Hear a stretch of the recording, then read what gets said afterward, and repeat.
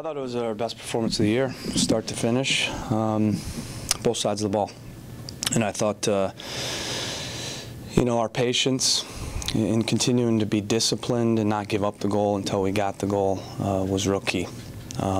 So a lot of positives. I don't need to talk about all of them. I hope that you guys will. I'll leave that to you. But it's a great result, and we have to keep it going. 11 days ago, you guys were tied for last place in the Western Conference standings, and now you've won 3 games in a row for the first time in MLS Cup history, and are right there in the race to be at the top of the Western Conference. Can you talk about what this turnaround, whether it's been what you've seen in this turnaround? I don't think we really turned anything around. We've played well all year. We've not finished our chances in a few games. Looked to be similar today, but I think again finding the goal and then the second goal just shows how far we've come in terms of staying with what we've been doing. And I think that's the key. We've never deviated. We've continued to push. We've continued to make tweaks, but ultimately, I'm proud of the guys for just keep doing what they're doing. You've done this last 3-game stretch without Diego Valeri. I don't know if surprised is the right word, but how pleased are you with the way guys have responded to sort of the gut punch in Toronto, losing Valeri, losing the game, and coming back in the last 3? Yeah, this team has a lot of character and will to win and all the intangible things that you want in the team, and we've shown that for the last 3 years. Even last year, we showed that with our performance at the end of the year and the fact that we started so slow and then recovered. And good teams have that. Our locker room is tight. The spirit of this team is very good, and now we've got a lot of confidence, which you see today. That little bit of extra confidence, I think, was the difference at the end of this game. And like you said, the competition within this team now has never been better, and our training sessions have never been better in terms of the fight. Guys are competing for jobs, and today you get Adi, he comes in the game and scores 2 goals, and it's great. Do you think the team has built more resilience after the starting of the season, and now what you see now on the field that they've overcome, and obviously you see the results that Yeah, I think when things don't come easy and you have to go through adversity, and you don't unravel with it, you get stronger with it, which is what this group has done. We responded positively to it, and we've been honest about it. We've never been oblivious to what's not right.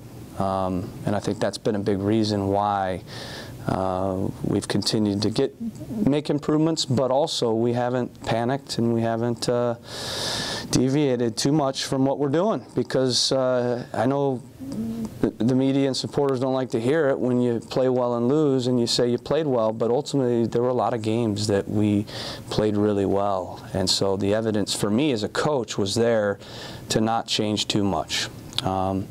But we've definitely, in the last couple weeks, gained confidence and come together, and there's a different feeling in the locker room. There's a different spirit, and so we need to keep riding that wave of momentum. We hope to get 4 in a row now. We have an Open Cup game next week, big opportunity there, and then we have Houston back at home to hopefully make it 4 in a row. So we need to keep piling up points. You talked about the confidence. It looked like Darlington Nagy was playing with a lot of confidence tonight, especially with his willingness to shoot. Take all the opportunities there, more than we've seen. What can you tell about his? Yeah, I thought he was a bit unlucky. A few shots he took. I thought Shuttleworth really kept them in the game, but he had a couple nice strikes, and he was aggressive. So it was good to see. He still hasn't gotten that goal, but I'm confident it will come. We're going to keep plugging away. He's going to keep plugging away. He's a good player. What can you tell us about Tyron Sprea's injury? I think he sprained his ankle, so I'm not sure how serious it is, but I'll let you guys know next week. You obviously got a big contribution from Nagby in the attack today, but you've also gotten goals from several players over the last couple of games. How important is it to be getting those contributions from all across the pitch to the way you guys play? I think it's very important. You saw that in 2013. We had a lot of goals from a lot of different guys.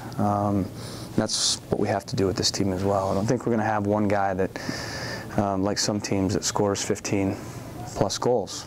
So, you know, hopefully we'll start to get some contributions from our wingers. Right now, Max Giannotti are stepping up, and Gata now has, you know, gotten his first goal. So, you know, we're going to continue to perhaps go with different guys because, you know, that might be what we have to do. You've had a lot of different pairings in defensive central midfield this year with different characteristics of guys really pairing with Diego Chara.